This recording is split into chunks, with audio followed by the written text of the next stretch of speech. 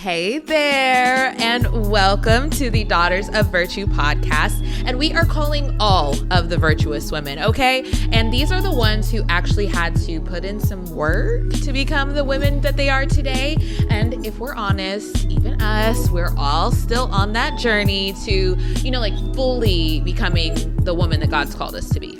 Absolutely. So join your hosts, Tyanne, Summer, and Camesha as we talk about our walk with Christ while trying to navigate relationships, dating, healing, and becoming the ultimate Proverb 31 woman. Period. On our podcast, you're going to get some Jesus, where we're going to dive into the real deal of being a young Christian woman. We're so glad you're here. Let's get to the episode. Let's go. Hey, y'all. Welcome back to the Daughters of Virtue podcast. We're so glad you're here another week to join us. We're your hosts, Tyanne, Summer, And Camesha. and we're just so glad to have you here. Please be sure to like and subscribe on all of our social media platforms. We're on YouTube, TikTok, Instagram, Facebook. I'm missing one. TikTok, Instagram, Facebook. That may be all of them. But thank you for just for supporting us and watching and listening. We really, really appreciate it. Yes, thank you guys so much. We say it all the time. We have no clue what we're doing. So Right. y'all continuing to send us like messages and just little pick-me-ups. It So really encouraging. helps us. Yes, like so much. So we about to get into the tea today. Yes. The tea is piping hot. Last week we talked a little bit about singleness. I'm having PTSD. God was very aggressive in that conversation. It was a little much. So today, I'm saying we're gonna keep it lighthearted, and the Holy Spirit's gonna move and be like, This is what y'all supposed to do. Right. You thought. you thought.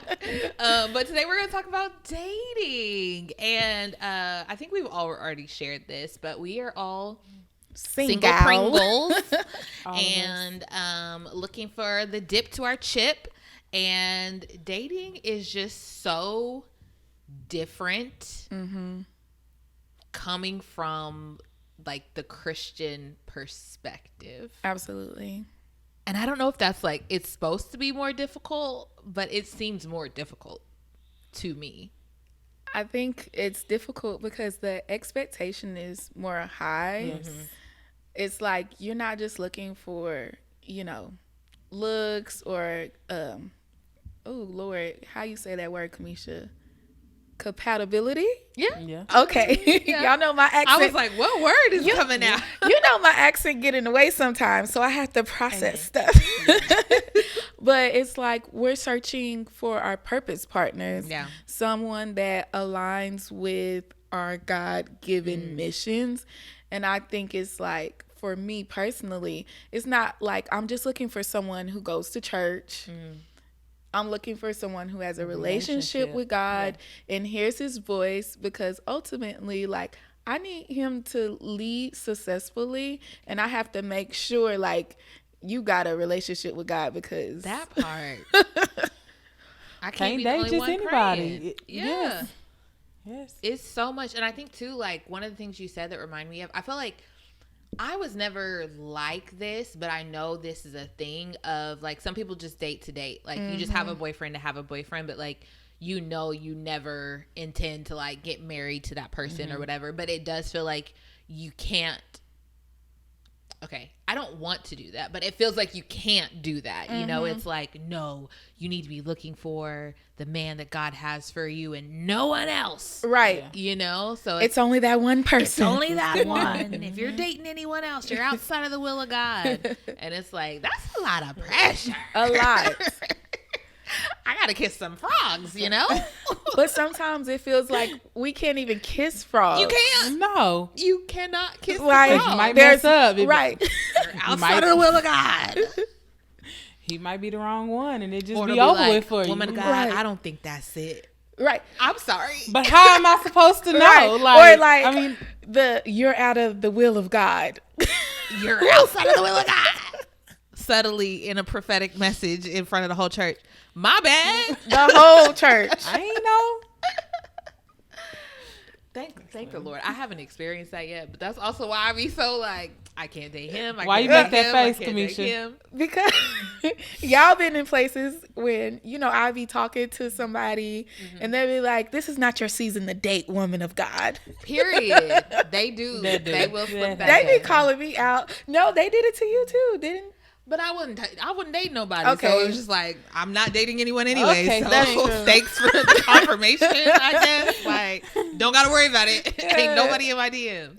But I think it's like, it's the pressure that you feel like on top of, and then like, there's a slight age difference. Camesha likes to remind us that we are old and haggardly. That is not true. But, as we get older, it's like even more pressure of like, the what do they call it? Like your biological clock starts ticking and all this stuff. And it's like, okay, I'm getting older. I have to be more strategic. I have to worry about the pressure. I have to do all of this. And like, that's a lot of pressure on me. And it feels like a little one-sided. I know men go through their own struggles in the church and everything, but it's like, cut me a break. Yeah.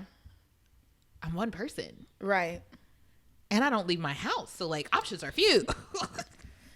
I feel like maybe they don't put as much pressure on the men because I feel like men in church have way more options than the women in church. For sure. Ratio is way off. Listen, it's way off. And like, I think too, it kind of depends on one, your church, but two, like your area and stuff, because Ty's usually playing, I don't want to say devil's advocate. I've never liked that phrase, but what's it called? I don't know. A softer approach. Yeah. Super set. Well, no. I mean, she weighs each option. Yes. Well, I was going to say like benefit some people, of the doubt. Like, you like to give people the benefit of the doubt is like, I think also because like while I am open to other cultures, like my top preference would be to date someone who looks like me. And so that feels like it makes the options even fewer, especially in the church. Like I know there are a lot of like amazing black men that are in the church, but they're not in my church. Say it. She said it. They ain't in my church. At my church. Yeah. And so then it's like, okay, well, what am I supposed to do? Because, like, I'm not going to go to the clubs. I'm just not. Like, personally, from what I came out of, I'm not going to be in that environment. I'm not going to go to the bar, again, because personally, what I came out of, I'm not going to be in that environment. And what I'm going to look like trying to get to know you while, like, 2 Chainz is playing in the background. Like, it's just not, it's just not where I am in life. So it's like, okay, these men of God, they're in the church, like, where are they? And where are we supposed to meet these men of God? Right. Because like, as just how God shifted our life, like that bars and clubs is not even places that we go to just because of personal choices. Yeah. And so God, where are we supposed to meet them? In the grocery store? Because we go to work, church, and the grocery store and home.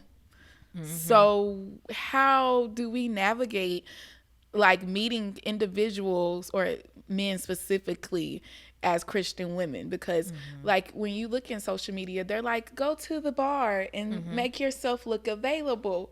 Well, I'm not going to be at the bar because I don't drink. Right. Yeah. Same.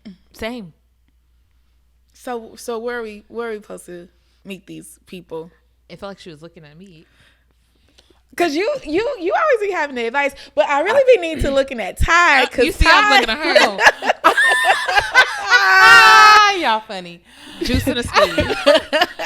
I don't know. I do think we have to get out in order to meet somebody. Like somebody come knocking on our door, we ain't about to talk to them. Like, what are you doing here? So, sorry to interrupt you. Backstory.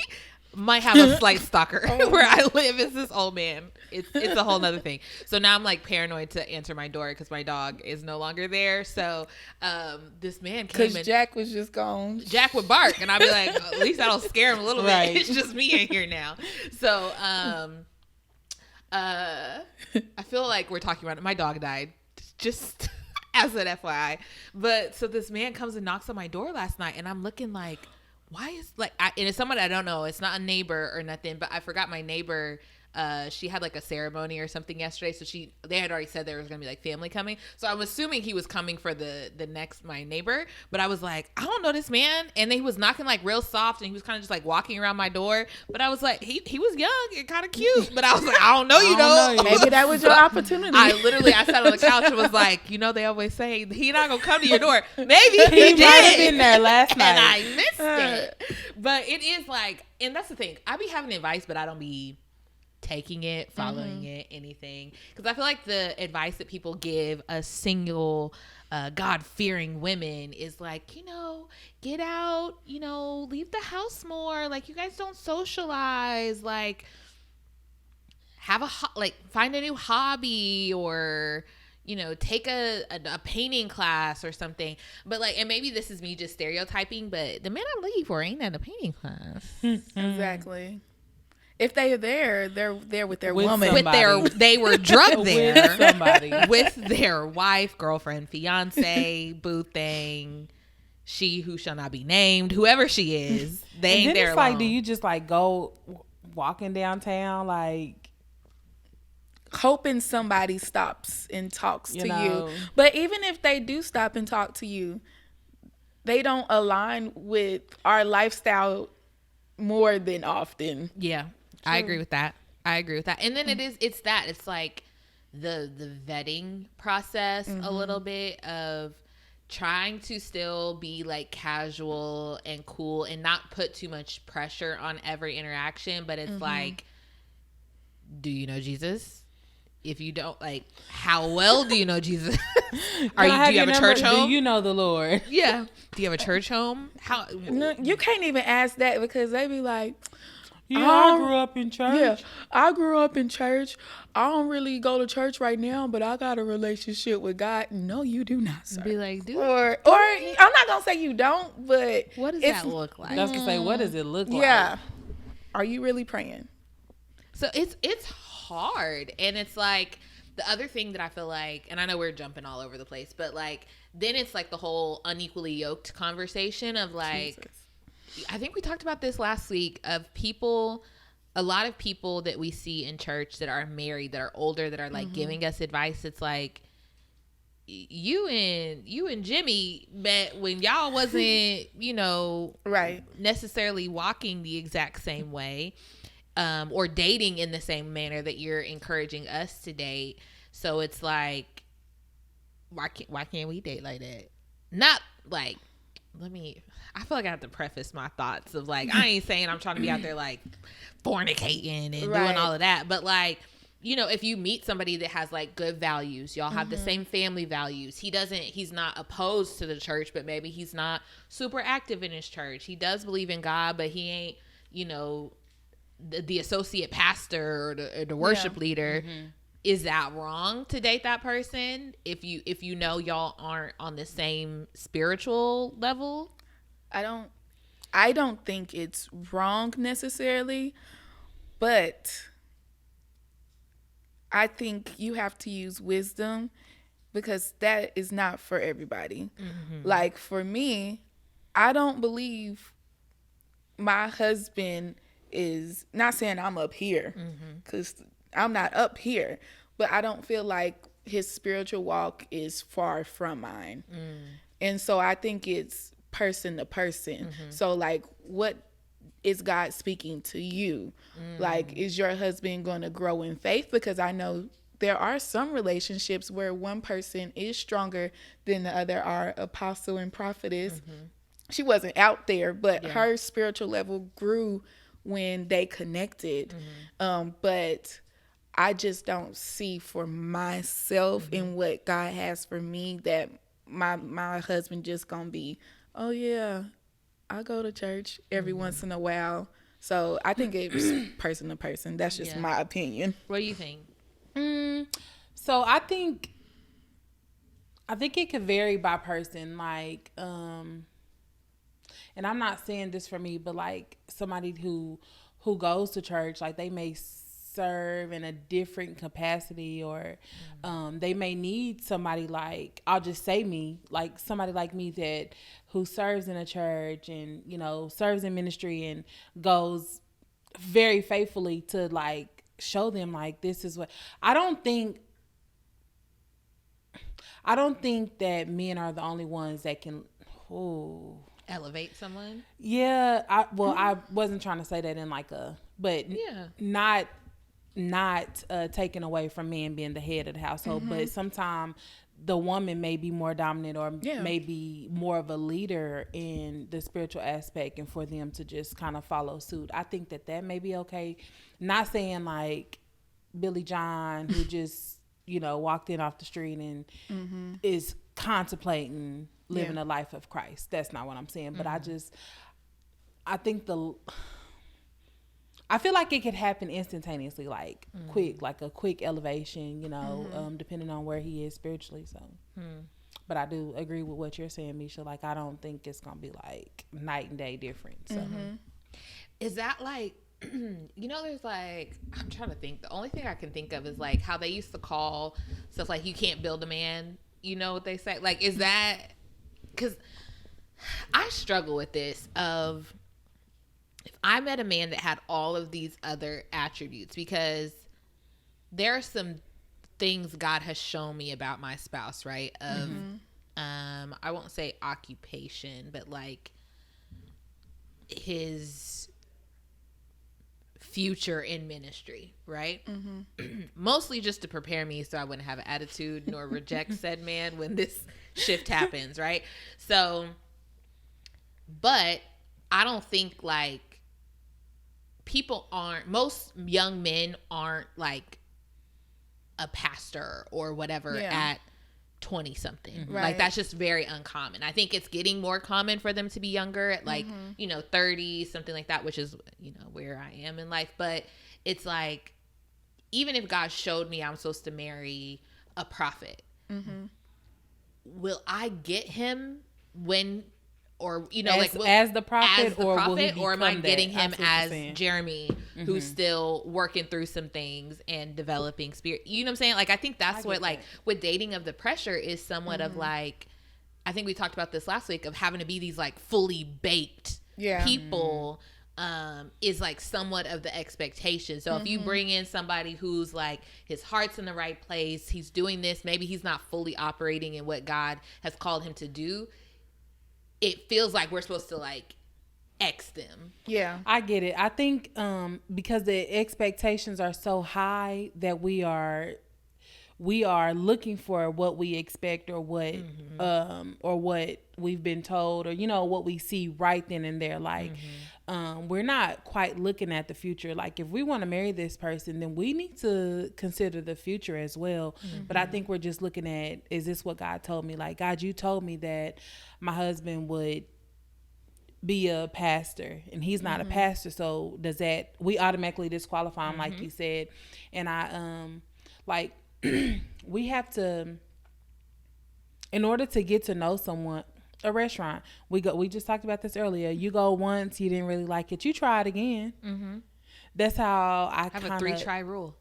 Oh, really? Just 3 restaurants? 3 tries? Okay. 3, you get, and not like back to back, like spread over. But yeah, so that's, I'm like, so we won't know if that's the one unless we date them and spend time with them, and you know, that type of thing. But I think just because the expectation is so high and they're not meeting that expectation, it's like, oh, let me just go ahead and not waste my time, you know, or not get consumed in this if this is not what God has for me. So just my little take. I don't know. Yeah, I just think it's so hard of like having to figure out who we're supposed to be looking for. I think that's the thing is like, I don't know. Yeah, that's just my thought of like, what stage am I going to find this person in? And like, what stage am I in? I may not even be in, you know, my final stage, that maybe that's what God has spoken to that person. So then it's like, are we missing connections because we're looking for that person to be fully formed today? Possibly. I do. I'm trying to make sure I choose my words wisely, because I don't like to just be talking out the side of my neck. But I also don't want to misinform people. Oh yeah. And I think I'm going to just go back to, you have to be spirit led and see what works for you. Absolutely. And if God is putting you in a position, or if God has spoken to you and saying, okay, this person might not be where they're supposed to be right now, and when you connect to them, then they'll grow more to where they're supposed to be.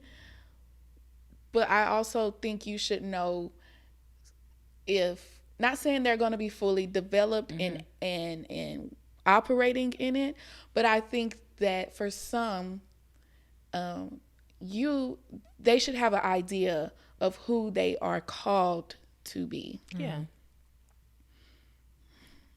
Am I saying that? Does that make sense? It does. And I think too, like, I like to stir the pot. I ask questions just to, bring about the conversation. But I think it is like the concept of, and I'm bad about this, is potential versus like the reality of who they are today. So it's like someone could have the potential to be all of these things, right? But if they're not even remotely working towards those things, I think that's where you have to be spirit led and use your discernment of, is this, I get what you're saying. Like, is this the person God's calling me to connect with? And if so, I feel like God will give you, I don't know if strategy is the right word, but like the strategy of like, okay, you need to be patient with him in this area. He's going to get there, but maybe he's just on step 2 out of 10, like he's going to get there, but the other areas he's strong in. So like, don't, disqualify him. But it also, if someone's like, they don't know what they're called to do, and specifically God has spoken you to this, and they're not open to certain things, like I think discernment is such a huge part of dating, intentionally from a Christ-like lens, and like some of our responsibility to invite the Holy Spirit into our dating experience so that he can commune with us. And I think all of that boils down to, at the base of every single conversation that we've had, is having a relationship with God. Because if you don't have a relationship with him, you don't know his voice, you're not used to hearing from him. I had a situation where like everything was going well, we're dating, and God told me, no, that's not your husband. There was nothing wrong with this man, absolutely nothing wrong with him. But God told me, so much so that I prayed again, like, oh, that was me. Maybe I'm just getting scared, because it's going so smoothly. And God was like, no, that's not him. And so if I hadn't listened, I think that's where women, we get ourselves in trouble sometimes, because we are so, even if we're not like overly emotional as a person, or like our personality isn't very like gooey gaga, we're still emotional beings. We're still nurturers. We still like to amplify what's put before us. So we can be so stuck on building up their potential and ignore the reality of the person that's in front of us. Yeah. I would 100% agree with that. I think we sometimes allow our discernment to quiet, because sometimes we get in that, I'm so lonely, I just want to be in a relationship, that we ignore the red flags, and we're like, God, if he's not for me, send me a sign. And he sent you the sign. Billboard. Not the one. You're like, the one is not today. What does that say, God? Not right now. That's what I heard. But you ignore it. And it's so easy to ignore the red flags, especially if they're a good person. And they seem to check off some of those boxes. But it goes back to the discernment and really hearing God's voice. And you're like, okay, God, this is a good man, but is he for me? And really, I think sometimes, like, our discernment gets blurred when it comes to dating, because we want to make it work, and we do see, like, we operate off of, oh, I see the potential in this person. I'm a helpmate. That's what God created me to be. So let me help him elevate. But the thing is that we have to learn is we can't help anybody, but especially a man, we can't help a man if he's not willing to help himself. That part. And I think that's what I mean by the reality of the person that's in front of you. Because if they're open to it, if they're trying to grow and develop, I feel like that's a very different situation than meeting a man who is unequally yoked and is not progressing or striving towards anything, and it's just like, this is the way I am. I'm not a bad person, but this is the way I am. I'm probably never gonna change unless God is calling you to was it Hosea who had to marry like unless the God is calling you to like a Hosea moment, like you have to use your discernment and pray and say, God, is this what I'm graced for? Using that again, like, is this what you're calling me to? Because even in the Bible it talks about, like, I believe it's Paul in the New Testament. He says, like, if you're already married and you're married to someone who doesn't believe, then, you know, that's another thing. You know, don't stress them, but, you know, walk and be an example for that person. But I believe he explicitly says, like, but if you are unmarried and you are a believer, like, don't seek out a non-believer, right? You should be aiming to be with someone who has similar beliefs as you. And I believe that to be sound advice. I think what we're talking about is another level beyond that, is like, are you guys going to the same place in life? Like, do y'all have shared, like, spiritual goals? Even for me, when I'm dating, something that is important to me is, because I know where I am in my faith walk, I know who God has called me to be. I'm not fully operating in who she is. But when I'm searching for a husband, not searching, they get so caught up on that. I'm not looking for a man. I know I'm supposed to wait for him to look for me. But y'all get what I'm trying to say. I'm not even going to stand on that. But when I'm vetting out a man, I'm like, can you handle my mantles? Can you cover me? Can I cover you? And so that's where I get a little hung up on. If I know you just barely come to Christ, you're not ready for what. Because I feel like God is about to elevate me really quickly. And so if you right here, I need to make sure you can cover me. And maybe that's because based off, I've received a lot of prophecies on my husband. And so maybe that's why I'm like have a different perspective a little bit when it comes to really looking for the man of God. I also think it's the example, though, because look at your parents and, like, the way they cover each other while working and flowing in ministry. And even, like, I don't know, we just see that a lot. Like, we've seen when two people are flowing in a certain way and operating in their calling, and how they're able to reciprocate that covering is, like, something to us, like, I don't know if aspire is the right word, or like, it's like, I want that. Like, I'm not going to settle for something less than that once I've seen that that's capable, an option, you know? So I do agree with that. I also, like, I wouldn't say I've ever been a hopeless romantic, but I am big on, like, potential. And this is just something I have to get over of, like, if I think you have, so one of the ways that I'm dating, I'll kind of give some back history, and I've been very unsuccessful in this way of dating, so I'm looking for new strategies, but I almost date off of resume more than, like, the opposite side, which I feel like would be, like, attraction, compatibility kind of thing.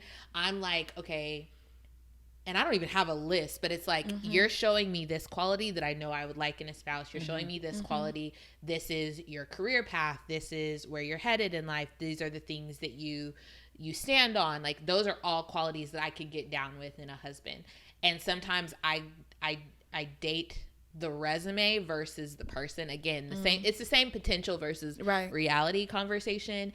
And just hoping that it'll eventually work out. But I had literally just saw like a reel or a TikTok or something the other day where it was like a pastor was saying, you know, while you're dating, you should be looking for somebody that can handle the full capacity of who you're called to be, not who you are today. And I think that's kind of what you're saying is like, once I am operating, are you going to be cool with that? Like, are you going to be able to still look at me the same way? Are you going to be able to like cover me, and vice versa? Like, if you're called to do something great, am I the right woman to support you in that? Because I do believe like that is part of the woman's, like, I don't want to say place, but responsibility, role kind of thing.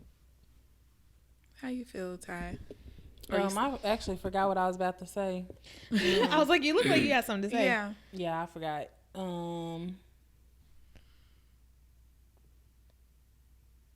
I forgot. I was gonna say it when Misha was talking. And then, well, while you're did you remember?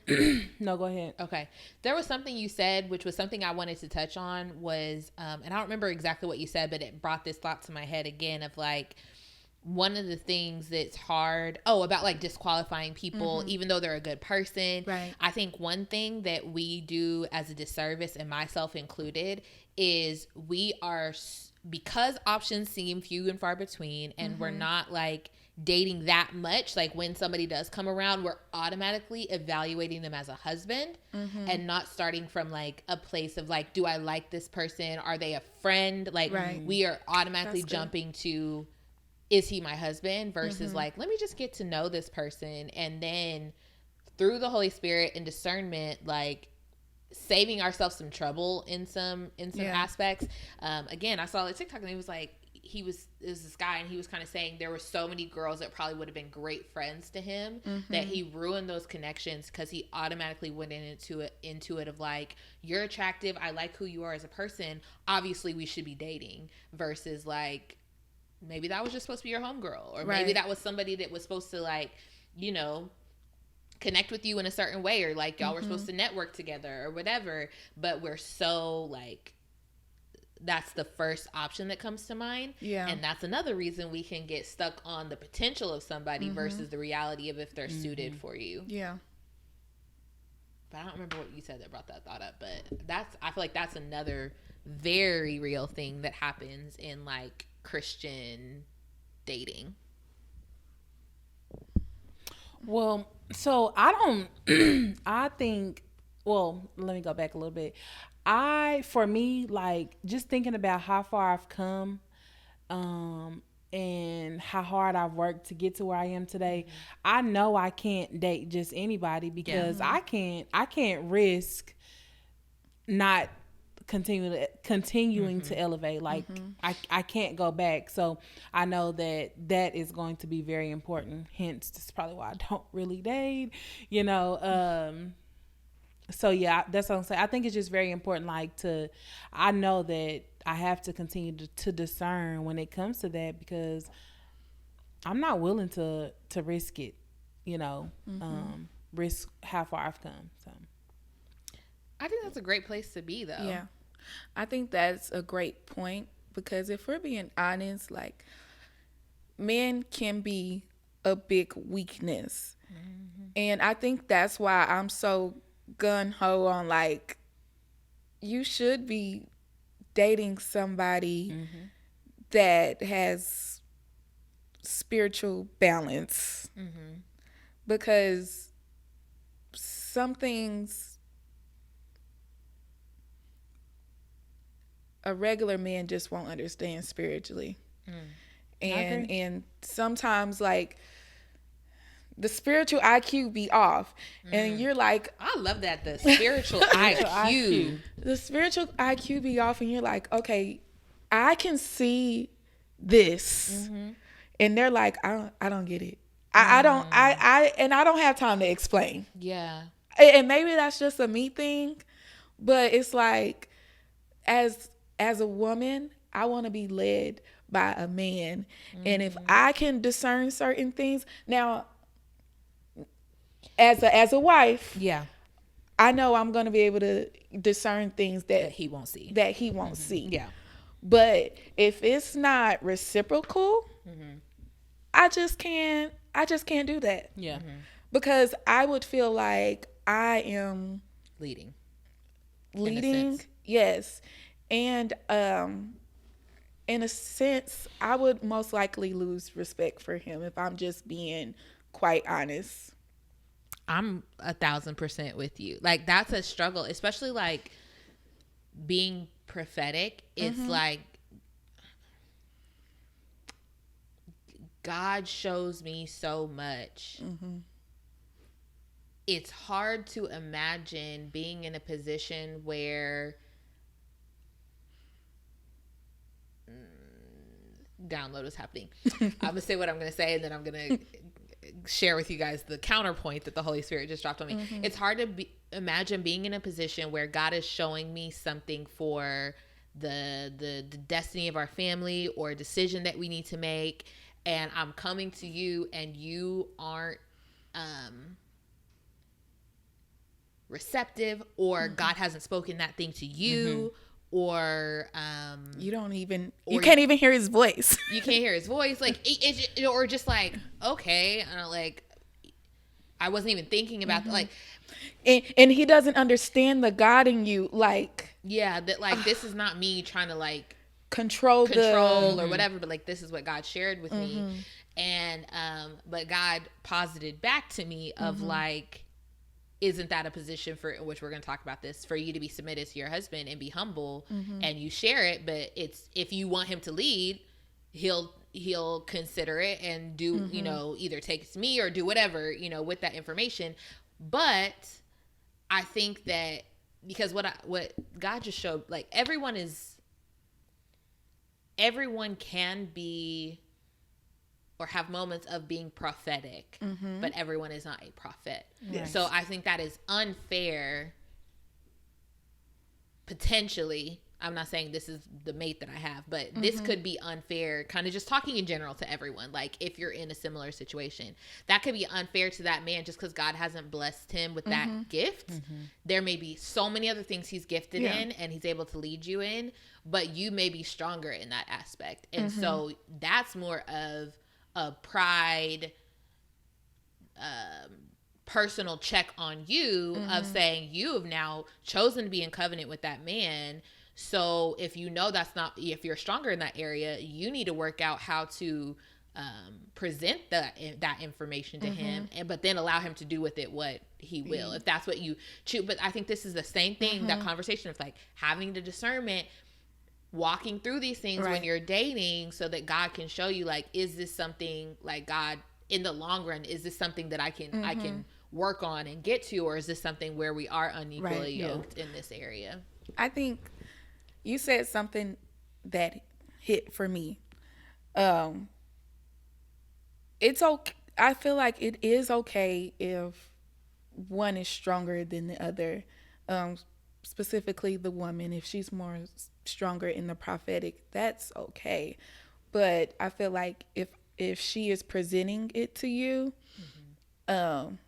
if you don't take what she says and go to the closet, like, if that's not your first instinct, I don't know, That's where the problem yeah, is. that's the problem for me. What are your thoughts? You got any? Nope. Just chilling like a villain. Listening. So I think one of the things you said I wanted to talk about, like, we always kind of try to take notes, so we're not just up here like blabbering on and on for an hour or whatever. But we had kind of like tried to break up like dating into like stages, and so what we coined it was like the dating pregame. And I think part of what you're talking about of like being resolved in your mind that like, I've come too far to go back to old habits, so I'm just not going to be around anyone or be in environments that are going to like draw me back into those old habits. I think like the first step in like the pregame of you even wanting to date is getting your mindset ready. Like, am I ready to date? Am I healed from the things that I went through? Am I renewed in my mind? Am I in a stronger position with God? Like, especially if you're going to try to date from the Western Christian position, is like, you got to be sure of what you're getting yourself into, because like, maybe it's just us, but the resounding sentiment is that it is a little bit more difficult, because you do have to use more discernment, and you can't just date anyone, or you can date whoever you want to, but it's perceived that you can't just date anyone. Right. So having your mindset in place first is like such a big thing. And do you, like, I know we're all like open to dating. Do you feel like there was a moment that your mindset reached like a particular point where you're like, okay, I'm ready to make room or be open to other options of people like coming into my life? Wait, I'm sorry. Either you could talk or you're going to have to rephrase it a little bit. So are for you me. saying like, did you get to a point and say like, okay, I feel like I'm ready to date? Yeah. Basically. And like, what was that, like, mindset wise? Okay. You have something? I would say for me, I hadn't like, oh, I really want to date, but I think what made me feel like I was ready, and I started going on dates, was knowing that I was healed. I wasn't continuously thinking about things that have happened, or I'm going to have the similar experience that I've had before, and just healing from that, and just knowing, like, it was really a relationship with myself, like coming to terms with myself that you are worthy enough. Like it doesn't matter your outside appearance. When they get to know your heart, it's a wrap. Like, so I guess I would say coming to terms with myself, like inner healing, and you can do this. Like, it's, yeah, I say that for next episode, but like, so that's what I would say. Okay. I agree with that. 'Cause I was going to say something similar. I think when I knew that I was ready to date was when I was able to date myself. 'Cause I knew it was some things that I needed to work on internally. And it's like, if I couldn't even put up with it, then how can I put somebody else in this situation? And it was a lot of self-reflection. We probably touched on a little bit of that in the last episode, but it was really like, okay, God, what do I need to work on internally, so when my husband is presented to me, that I will be ready. So when I also got over the feeling of, oh, I just want to be with somebody just to fill a void, that was a big, like, okay, I'm doing this single thing. I think that, of course, I'm walking in contentment, and the overall goal is for me to be married. But when I didn't feel like I had to be with somebody just to give me comfort, that's when I was like, okay, I'm elevating and making myself more prepared. I like that. And I think mine was sort of similar, but it was like a pairing of two things. I think it was, it's not like it was like a one day thing, but like waking up and realizing I liked myself, like, which I think a lot of that comes from like healing and doing that personal reflection of, in the most humblest way possible, like, who wouldn't want to date me? Like, I'm awesome. Like, I had to come to that realization first. And part of that, I think, is worth. Like, if you don't know your own worth or the value that you can bring to somebody else, like, people are going to define that for you, and you're going to accept whatever treatment. So I think my first half was like getting to a place where I was like feeling myself enough to be secure and putting myself out there.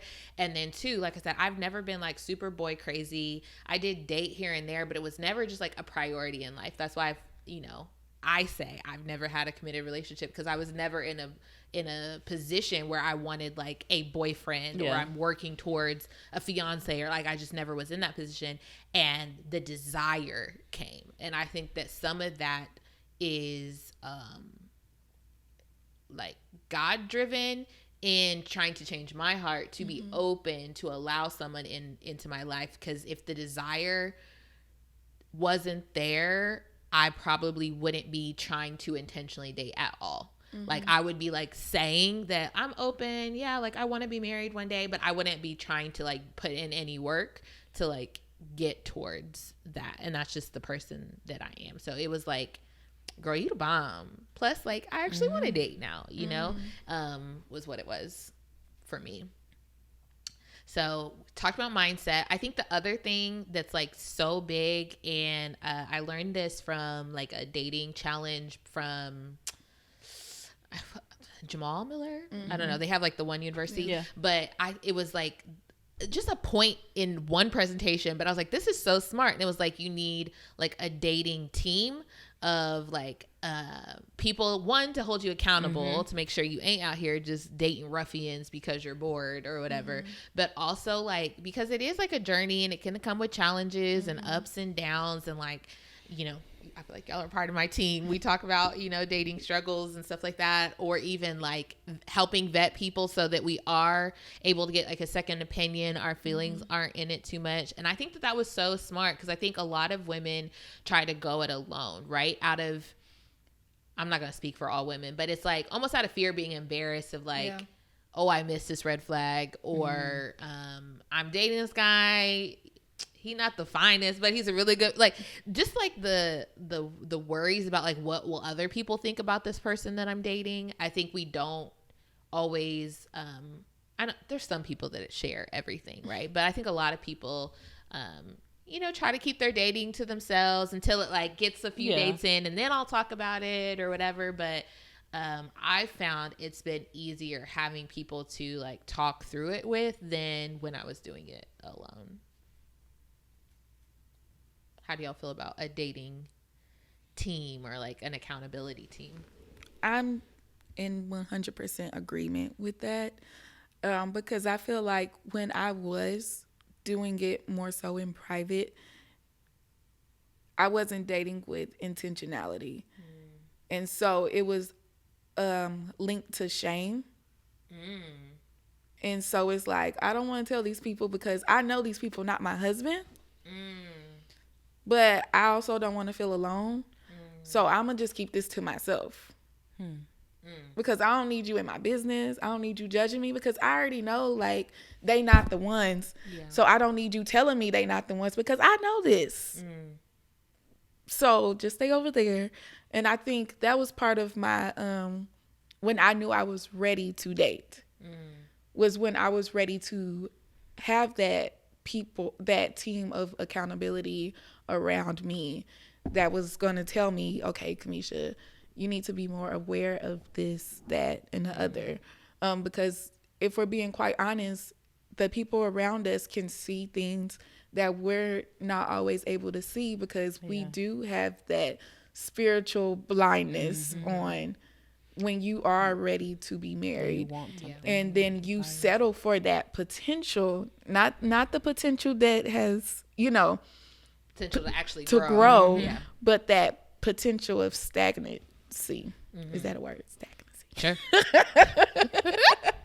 Sure. So I definitely think the accountability part, and you just, you don't deal with as much as high lows.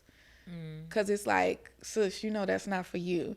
And maybe in that moment you don't want to get rid of it, but you're like, okay, it checks my discernment, because I know I've seen a red flag, but I'm ignoring it. But let me go over here to my sister and see what they think. And it's like, okay, like, it's just another check from God. Like, am I hearing clearly? And also, I have a friend, she she would go like on dates or whatever, and she was like, Camesha, I'm about to meet up with this guy, and I'm like, okay.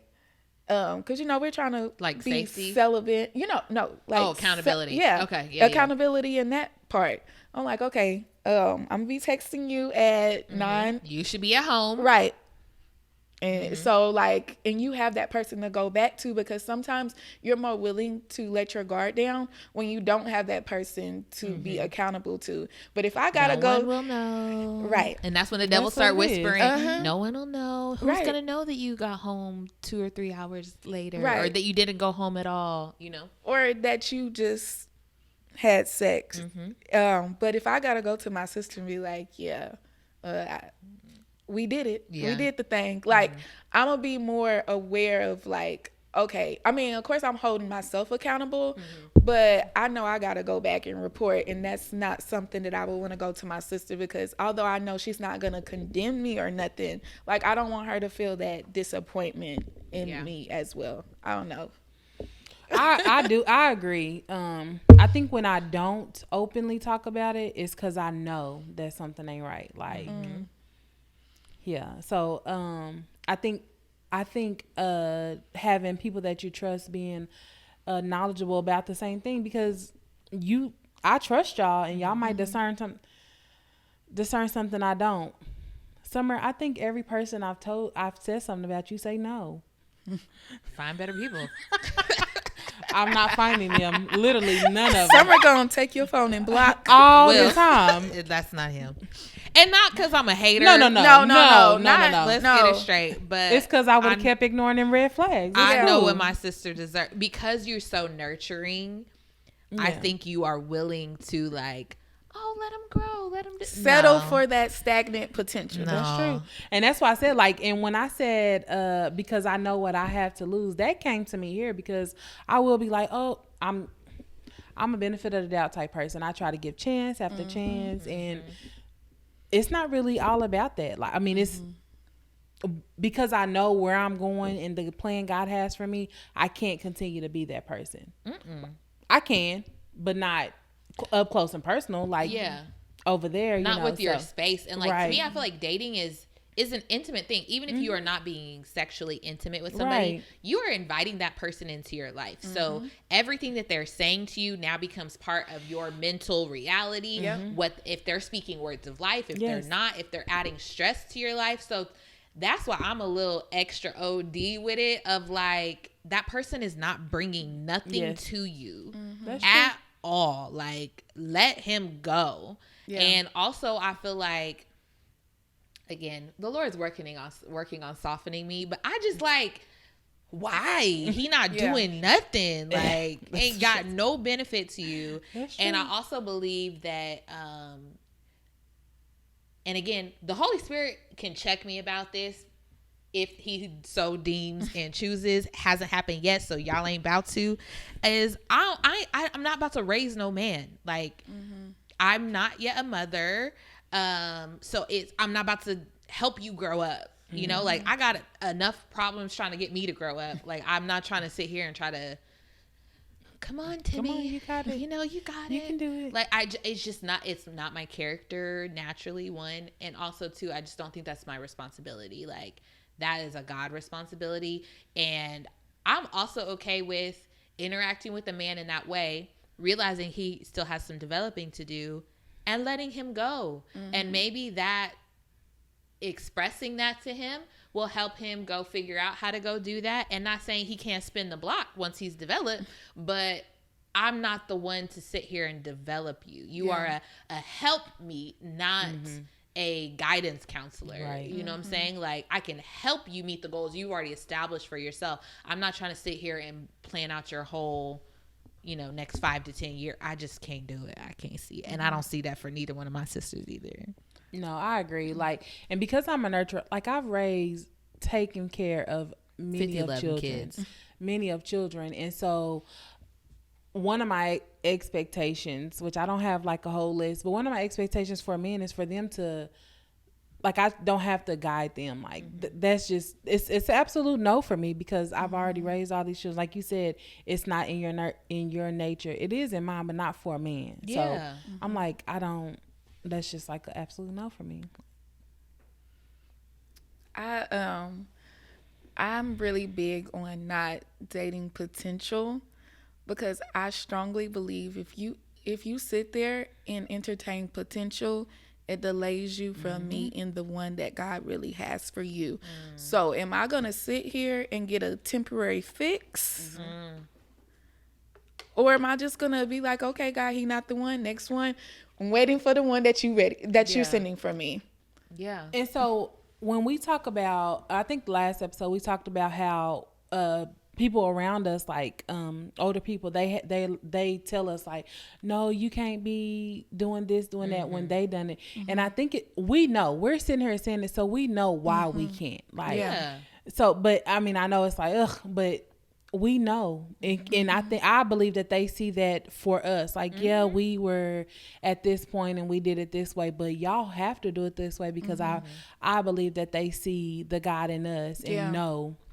Yeah, like we can't. It's definitely in good intention, and honestly, I think they're more so proud of us. Absolutely. And it's because they didn't do it this way, but they're admiring that we actually are being more intentional about our walk. So they're holding us accountable to making sure that we don't settle for regular old Joe. Yeah. Because that's not who God has for us. Right. So even though, sometimes the advice is eye roll, we still appreciate it. It's coming from a good place. Absolutely. Yeah. And I also think that that's why it's good to let people know. Like, I'm not saying you got to go, I mean, the challenge made you literally go and say like, hey, I'm open. If you know anybody, like, please let me know. But like, I'm not saying you got to go do that, but letting people that you trust, whether that is, and I think one of the things the points they made was like,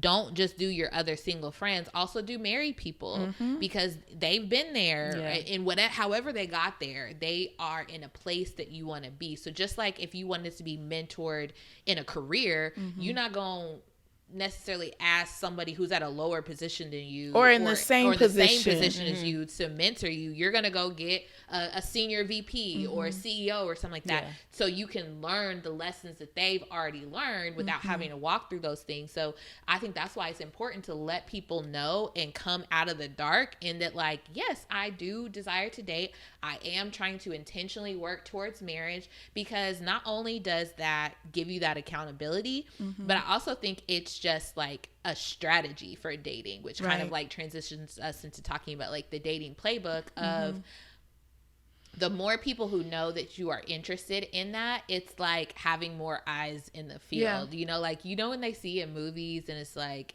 they'll send a text to everyone's phone that's like looking for this person, and they find the person in like 2.5 seconds, right? It's like crowdsourcing your dating, right? If more people know, they may have a nephew or a cousin or, whoever. And I haven't experienced this phenomenon, but I'm told this works for some people. But, they're able to like keep an eye out for you, or like maybe they meet a nice young man at their job or something, and they're like, oh, I wonder if so-and-so would be interested in him. Not saying they gonna pick right for you at all, but it helps as a strategy. Your numbers. Yeah. So kind of talking about the dating playbook and like strategies, like we said, like, again, everyone's personal convictions are their personal convictions. I truly believe you could love the Lord, have a relationship, be listening to them, and be in the club. If that's what you are able to do, that is what you are able to do. I am not able to do that. I'm not able to go to a bar and like sit at the bar, because I used to do that in the past. I used to go to, it wasn't even a nice bar, but I used to go to Outback Steakhouse every Friday night, and I would order like a martini and sit there with my steak, and then it would always be like some old grandpa paying for my meal. But the little tricks that they be telling you to do, like, been there, did that, was not successful with that either, so I'm not gonna do that. But I do believe there are like strategies that you can employ, even as a Christian woman, even as trying to do it right, not trying to just date anybody, that like there's still tools, you know, that you can use. And like one of them is, and it depends on the day whether I'm pro or con against this, but I think like dating apps aren't terrible. I don't think you're going to lose your salvation by being on a dating app. What do y'all think? I feel like this is like not a hot topic, but should Christians feelings. Be on dating apps? Yeah. Outside of, what is it? Christian Mingle and Upward. Not Christian based one. I'm not opposed to it because I be on the dating apps. But I think it goes back to that discernment. Mm-hmm. When you are on these dating apps, the profiles matter. Yeah. The profiles matter. And I think the do you have a husband list is a controversial topic as well. Mm-hmm. And I'm pro husband list to a certain extent. And I just got really cold. I was like, what's going on? I'm pro husband list. And when I'm reading a profile, like, I mean, of course you don't know a person off the profile. Yeah.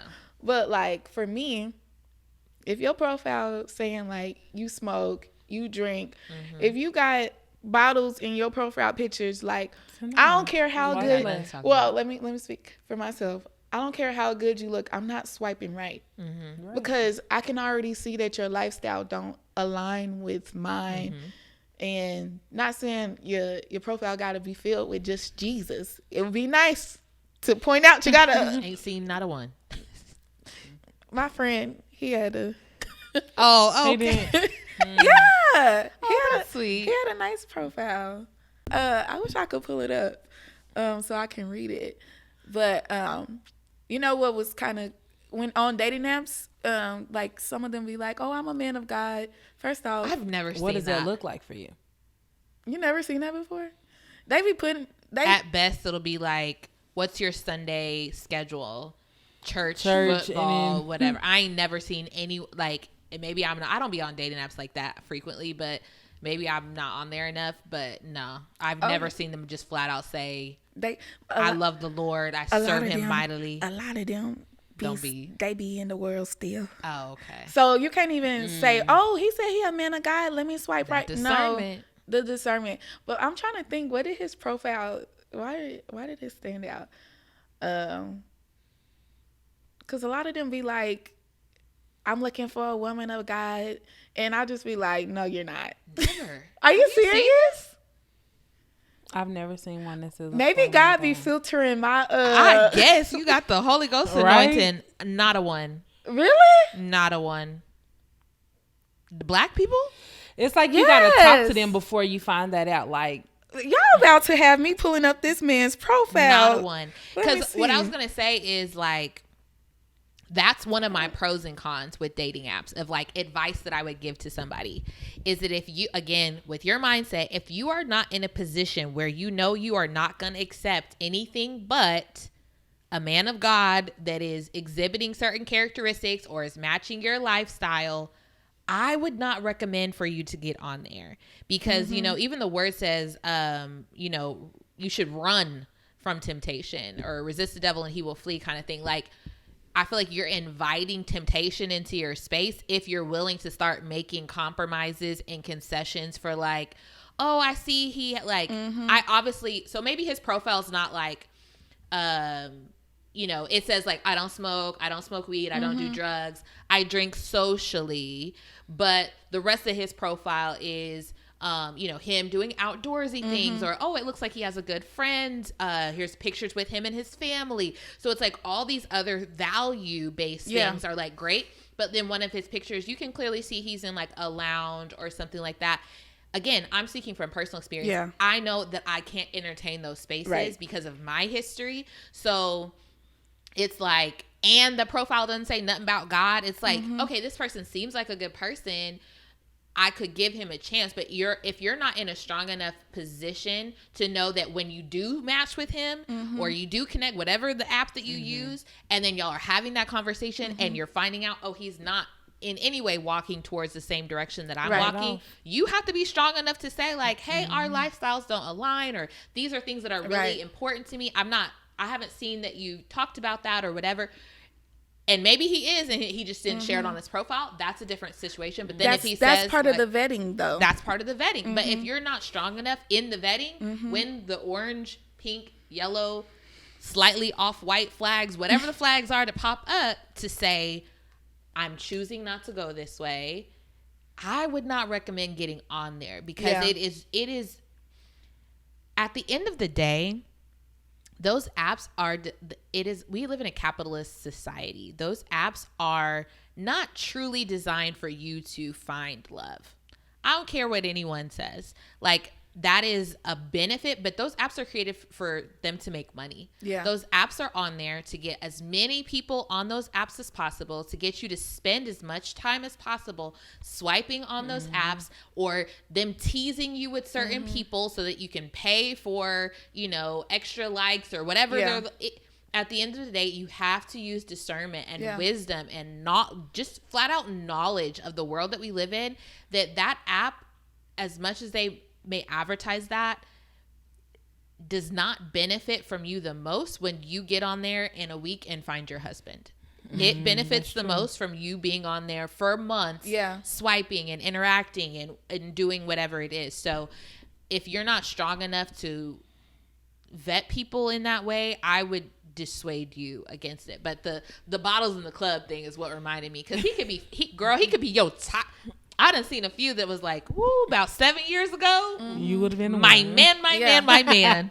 But I'm not there anymore. And so you have to, that would be I'm going to get off my soapbox. That would be my piece of advice. Is if you can't do it, don't get on there. And like, even I'm speaking very clear, honestly, if I do get in a season of loneliness, if I am on there, which is very rare, I will delete them, because I'm like, I know I would be willing to entertain something I have no business entertaining off just strength of looks or whatever. Yeah, that's good. So sorry, go ahead. Jesus profiles. I can't. It's not on the iPad, no. Oh, okay. Because I was about to get y'all the tea. I was like, I want to see what a Jesus profile looks like. I tried to look it up, and not a Jesus profile, but the app. But yeah. Yeah, but I definitely take into consideration. I think even Misha's little soft giggle under her breath, be like, "What you about to say, girl?" No, I'm just thinking back, because when we're using these apps, are we being intentional when searching? And I'm just going back to this guy because we already talked about him. But I remember we matched. I was telling y'all this. We matched, and I was like, he ain't messaged me. And then when he did message me, he was like, I know it's been a couple of days since I messaged you, but I had to pray to God first before I even sent you a message. And like, that stood out to me, because I'm like, God, am I going about these dating apps wrong? Because I'm not seeking guidance. I'm like, do he look good? What his profile say? Okay, swipe right. And then once we get to talking, I'm like, it ain't, you ain't it. But are we using intentionality when we're really going into these profiles or these dating apps? What do you think? I'm not really on the dating apps. I got Facebook dating because I can't delete it. Why you can't delete it, sis? I don't know how. Oh, you can get in there and you want me to teach you? You sure can. Okay. Nobody on that for me. Not a one. I don't think it's anything wrong with them though. And it could just be me. Like, I don't just message people. If they message me first, I'll message back. But like, everybody that I've dated or been with, it's because they've approached me. And so like, I guess that's what I'm still expecting. Like, somebody to approach me is like, hey, can I, but like you said, I think I agree with both of y'all. if you're discerning and just be strong enough to know that if that's not the one, cut it off. Like, don't get into a space of loneliness and be like, oh yeah, we can go on a date. Like, oh yeah, what do you want to do? But yeah. So, I have 2 questions based off of that. okay. Should women be sliding in the DMs? That's the first one. And then 2, our niece is our producer. She's 17. She like, yeah. you said She yes? said, yeah. No. Okay. Okay, should women be sliding in the DMs first? And then 2, if we're trying to intentionally date, should we just be serial dating? Okay, so I'm going to piggyback off this first because the question you asked Ty about like, is it intentionally dating if you're on the apps? Mm-hmm. I would say no.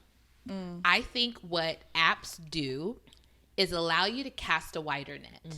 That's how I use them. I do not encounter single men in my age range hardly at all in my day-to-day life. So to me, it is just a grocery store. It is the club. It is the bar. It is whatever you want to call it. Like, that is how I think about it. And so I am almost intentionally unintentional on there. I'm willing to interact with a lot of people just because it is like a net thing. Like, I just have to see what's out there. But then I'm usually frustrated with it because you're just casting a net. You're going to pull in some junk. You're going to pull in some little baby fish that aren't developed. You're going to pull in a lot of different things. So that was my comment with the intentional thing is like, that's just me. Maybe y'all have better success. If so, drop a comment. Tell me how to be more intentional on a dating app. But I think it's a numbers thing. Like, you're just increasing the volume of men that you're encountering. Right. So then, however, I have a 100% lost track rate with sliding in the DMs, so I am not necessarily. No, you be getting some laughs. They be laughing. Laughs. He laughed at your like. That's good for you, sis.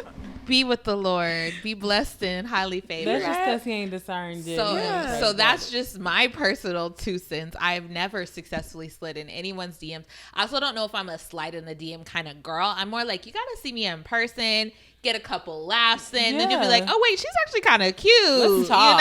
You know, it's like a whole building thing. So not my vehicle of choice.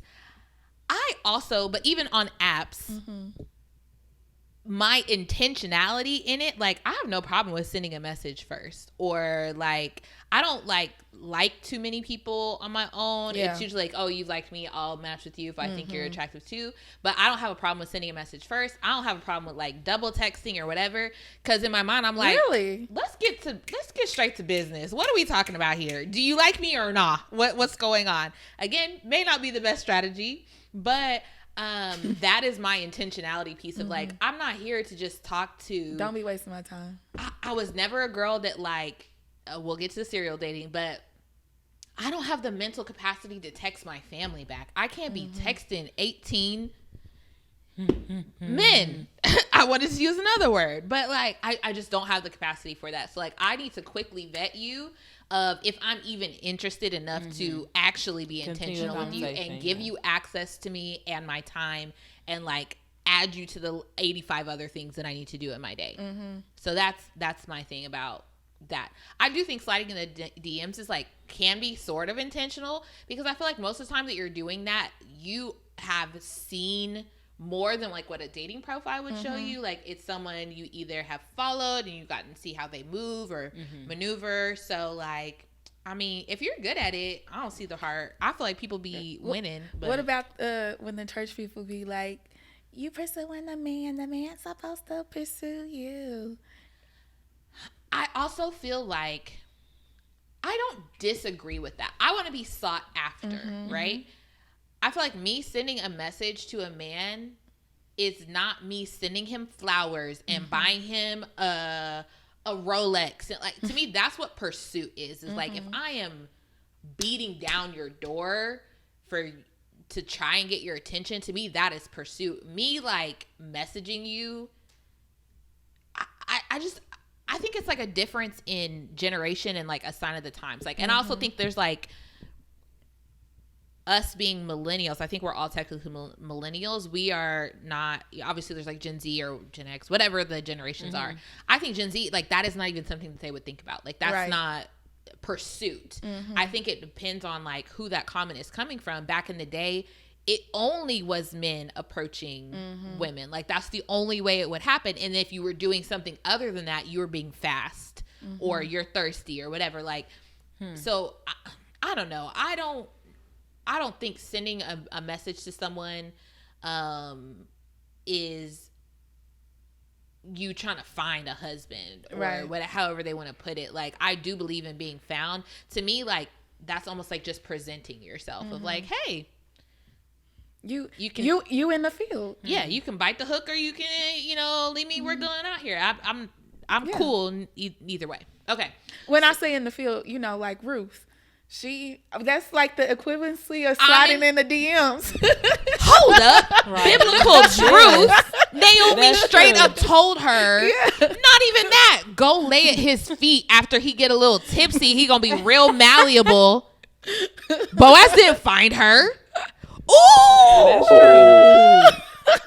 So I guess Jordan did say, yeah. Yo. Boaz didn't find her. He saw her in the field.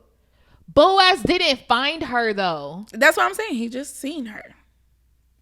No, you not catching. Boaz did not Ruth was placed there. Yeah, that's what I'm saying. She was out there. Yeah, she was out there. That's what I'm saying. We saying the same thing. Okay. Yeah. Oh, they been not. It ain't like she was in the house and he like, I'm looking for. Yeah, or like I'm looking for my wife and I just so happened. No, Naomi was like, oh yeah, no, keep picking in that field. He done said something like about he already helping you out. Yeah. So no, go to his feet. Go there again. Yeah. Oh, y'all better not never say nothing to me again. Boop. So yes, actually, sliding in DMs, biblically accurate. You heard it here first. Biblical truth. Oh, you should have never brought that point up to me now. I'm not gonna slide because I'm bad at it. It literally just dropped in my spirit. Like that was the biblical slide in the DM. Go. Anyway, so there was that. Then what was the second part of your serial dating? Yeah. Oh wait, Ty, did you answer about the sliding in the DMs? I don't think you did.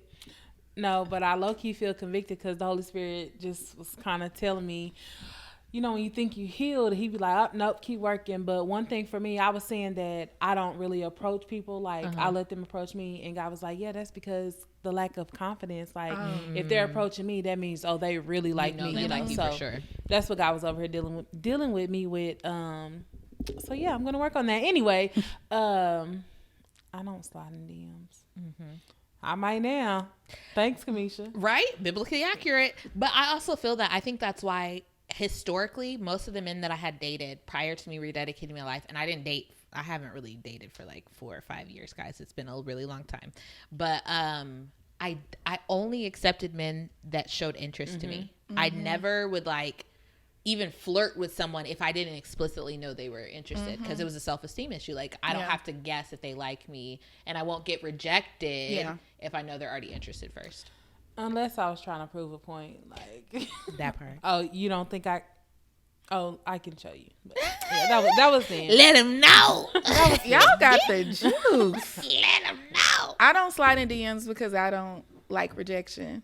Like, if you just look at my DM and be like, like one of them still sitting on not even red, not even a red. It's just sent it's in probably like the hidden requests, completely hidden. But you gotta don't understand, know this person. That person got a lot. Neither here nor there. I'm honestly not tripping about it, guys. I'm just joking, but I know, but I'm O for O. They probably don't read nobody's DMs. Somebody's because they dating. Maybe not. I don't know. But serial dating. Serial dating. On to the next one. Okay, so I said I haven't been good at this just because I can't multitask very well. But I'm pro the concept of serial dating. Again, to the same point of like girl, is the first man you gonna go on a date with, that's your husband? Mm-hmm. You know what I'm saying? Like, the odds of that, I don't know, just mathematically, this is my opinion, this is not rooted in any kind of spiritual truth. I don't see a problem with it as long as you are being upfront and honest, not leading people on, and setting expectations with people. So, like, I don't think you have to go into every date, like, just so you know, I'm talking to six, Tyrone, Jamal, Corey, and Tucker also have dates lined up in the next 30 days. Like, I don't think you have to go that far, but, like, as long as you're telling people, like, I'm really just trying to get to know you in this phase. Or, like, I also think, like, this is even outside of the church, like, everywhere. There's, like, confusion about what the word dating implies. Are we dating? Are we talking? I don't know these stages. Exactly. To me, dating is, like, more what people would consider maybe talking. Like, dating has a connotation of intentionality to me, of, like, I am intentionally getting to know you. We have showed mutual interest. We're not committed at all. We're not exclusive, but, like, we're dating. We're getting to know each other. Where some people can like also consider that talking. So that's why I'm cool with serial dating, because it's like, I don't even know if I like you. Why would I ignore another option that's presented to me at the same time if, like, we ain't on nobody's level? If we stop talking tomorrow, like, my life wouldn't be largely impacted. That's my 2 cents. I think for me, just me personally, I can't do it because I used to have a lineup.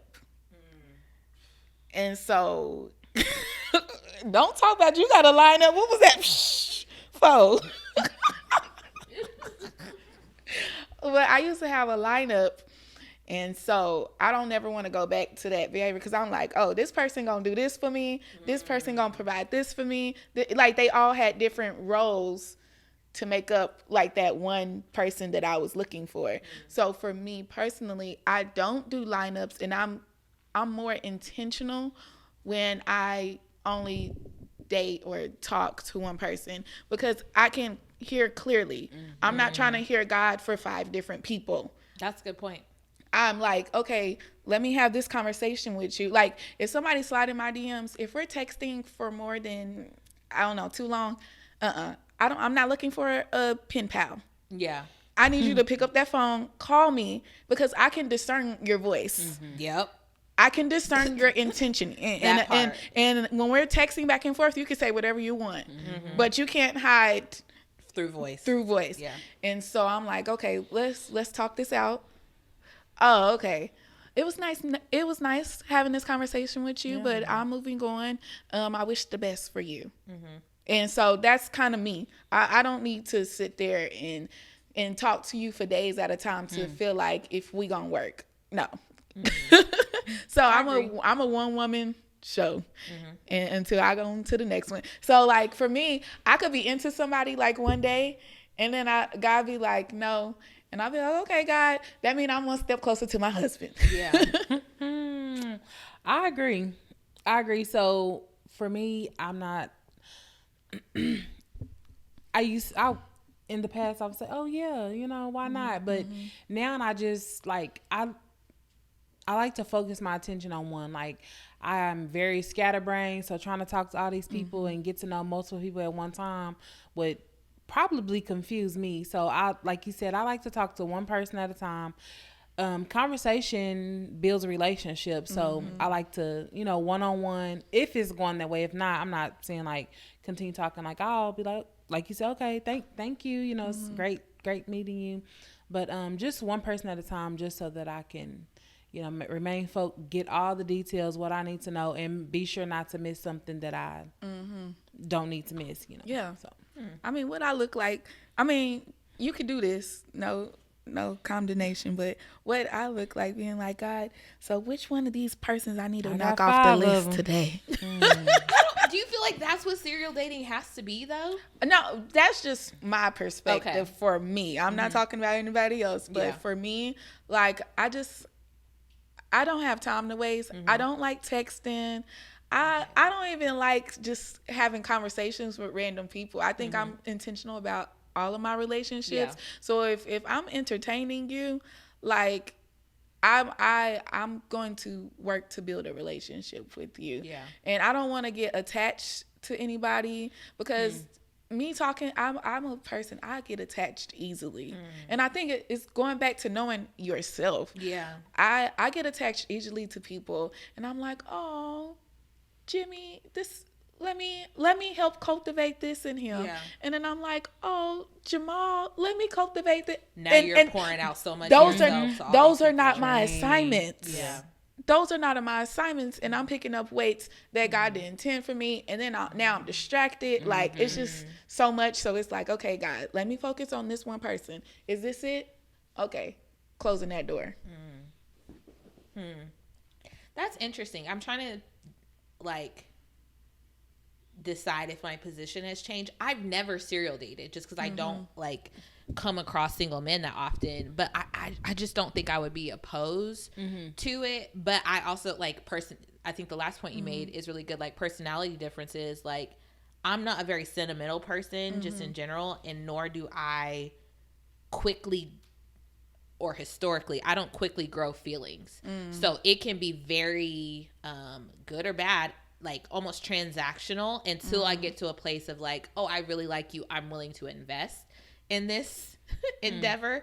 So to me, I think that's what I mean is like pre-investment stage of like, if I've gone on 1 or 2 dates with you, you're cool. There's no big red flags. But then Daquan pulls up and like, Daquan kind of cute. He wants to take me out. I would still be open to going on the date with that other person. And then to me, that would make me feel like the original guy's name is Rocky. That would make me feel like either I'm going to be more drawn towards Rocky, or it's going to be like, I feel like I'm more drawn to Daquan. And like, then I'll make that decision at that time. But these are hypothetical But what situations. happens if, exactly, we still on that. But what happens if you have equal feelings for the both of them? I've never experienced that, but I feel like just knowing myself, that wouldn't be the case. But I feel like there's some women out there that happens to them all the time. Oh yeah. So like, I think that goes back to knowing yourself. Yeah. If you're somebody that gains feelings quickly and you're trying not to speak, I also think this goes back to all the things we talked about in the pregame. Yeah. Having your team, having the mindset, knowing what you're setting out to do, maybe defining like your dating style of like, okay, hey, I'm willing to go on the apps, but I have the mindset that I know this is just to catch a larger net. I'm not going on here building up this false hope or this false expectation that I'm going to meet my husband, you know, in a week. Or if I'm open to serial dating, how many dates am I open to before I decide to like invest my time into that? Because another thing that I think is, it kind of segues into this is, y'all, I watch a lot of social media, but I saw this TikTok. This guy was talking about like our generations and younger generations have like commitment issues in general. Like there are so many options at our disposal at any given time for food, hobbies, access to media, YouTube. Like you can just get things really quickly and you don't have to commit to one thing. And so it breeds a lack of commitment in people. So I think also serial dating, some people serial date because they don't want to commit. They don't want to put all their eggs in one basket. So to me, what I would say is to the person who's like dating multiple people, you may have feelings for both of them, is decide like, how did you get to that space with both of them? Is it because you're scared to make a commitment to one, or like maybe that's the time if you wake up and you realize like, oh, I have feelings for both of them. I don't think it hurts to pull back. And like, if both of them are men of God, they're men that you are, you've identified good values in, I would hope you could have a conversation with them of like, hey, like, I just really need to like spend time with God and kind of hear him a little bit more clearly. I am starting to develop feelings for you, but I want to make sure this is like the right path for me. That would be my advice to a person in that situation, is to, you don't have to say like, it's between you and Rocky, Daquan. I don't know which one I like more. You know, like I don't think you have to do all of that, but you can politely, in a feminine way, express your desire to like get a little bit more clarity of whether or not you want to invest in that relationship. And maybe that's just like, again, this is coming from my lens. Those are the conversations I have with men in general of like, we are just getting to know each other. Like, I don't even position it as like, oh, you're my friend until we're like committed. You're not even my friend. Like, you are a stranger to me. Like, I'm just getting to know you to see if I like you. And then like, if things are going to progress beyond that, like, I'll probably have another conversation with you of like, hey, I'm really interested in you. I'd like to like mutually commit on like building something together. So I'm a little more calculated, transactional. That's just the way I work. But I think definitely just take a step back if you need to. And honestly, if that's your husband, I would hope you have like, you would want to find somebody who's understanding enough to let you do that. And maybe if they're not willing to let you step back because you're like, hey, I'm getting some feelings involved, I'm not sure how I feel about them, I just want some time to like reflect on that. Especially if y'all are just dating, y'all aren't exclusive, y'all aren't anything. You know, again, I'm a little special. I'll be like, he better let you step back. And if he don't, that's a red flag to me. Anyone else's thoughts?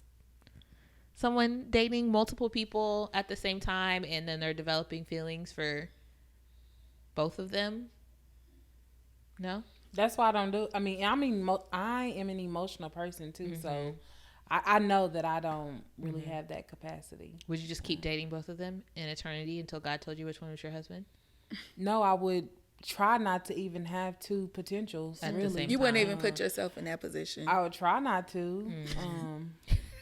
It was would the try. Yeah, I mean, because I could see where he's saying, like, if it's going in that direction, it's like, oh, Daquan better get it together. Oh, Rocky I just feel like you would know.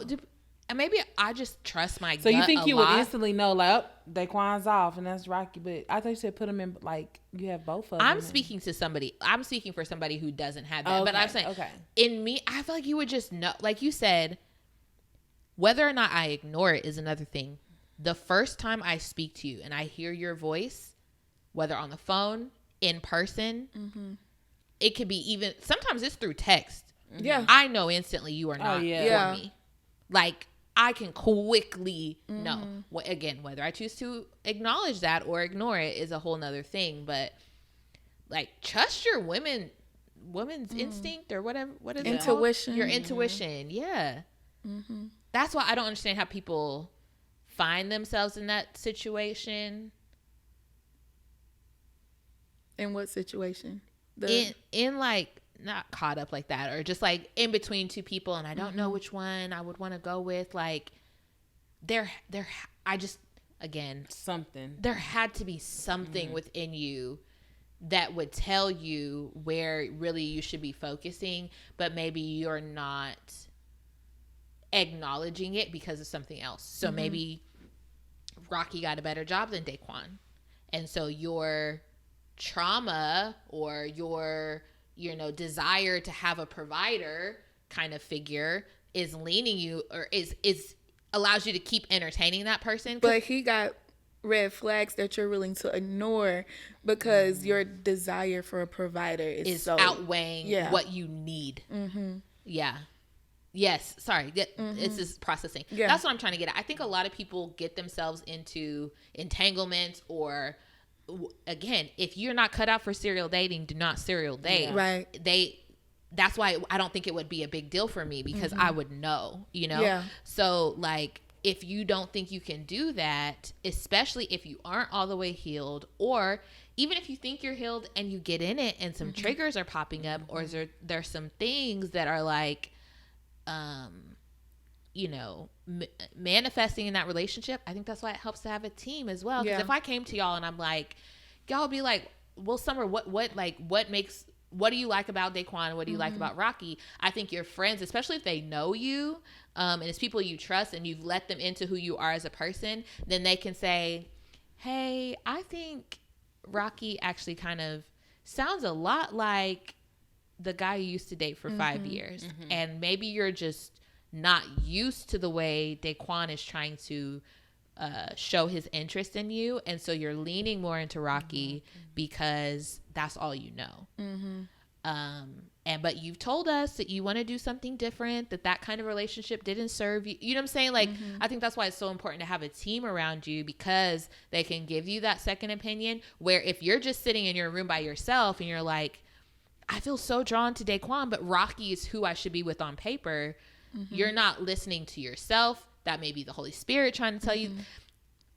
I don't know if that makes any sense. I feel like I'm just rambling, but I think either way, taking a moment to pause and getting a second opinion, with God, whatever it is you need to do, that would be my advice, is like, again, invite the Holy Spirit into your dating life. And I think that sets up even a good habit for marriage, so that if you are in a crossroads with somebody later in life, like, I'm used to going to God about this person and how I should interact with them versus just trying to figure those things out on my own. That's good. Now I'm such an overthinker. Now I'm like trying to imagine a scenario where I would like two people equally. I cannot even imagine that.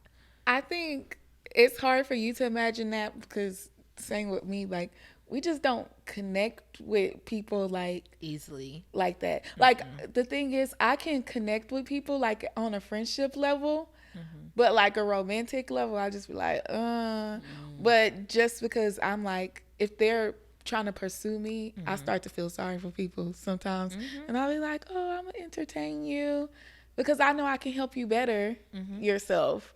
And I sometimes get wrapped up. Not anymore. Thank God I'm delivered. But yeah, I think you don't even deal with people on that level for you to even get that involved. I ain't fixing nobody. I want somebody to come fix me. Take on this DIY project. No amens. Okay. Just a solo praise. Amen. Amen. You coming in agreement with you that? Didn't have to come in agreement with that. No, not. Oh, she's not in agreement. That's She's my saying. pastor's that's amen. the amen. Okay, not like whatever. amen. No, that's my pastor's amen. JK, I'm gonna develop myself. It was a joke. Holy Spirit. But also save me. Not DIY Right. project. That's Oh, funny. Oh, sorry. I was just thinking about the little saying, like, you can't make it into a housewife. That's what I meant. It just popped in my head. Anywho, so time for the question of the episode. I think this is such a good conversation. Yeah. Yes. I don't think we really gave any answers, but get your head in the right space, and then proceed with caution, right, and the Holy Spirit. Dating strategy 101. So our question of the episode is going to be, obviously we are still learning. Walking this thing out. We don't have the answers, Slay. Like, who knows what my strategy will be tomorrow. Right. But we'd like to know if you're dating now, or you were dating. So like now you're married or you're engaged.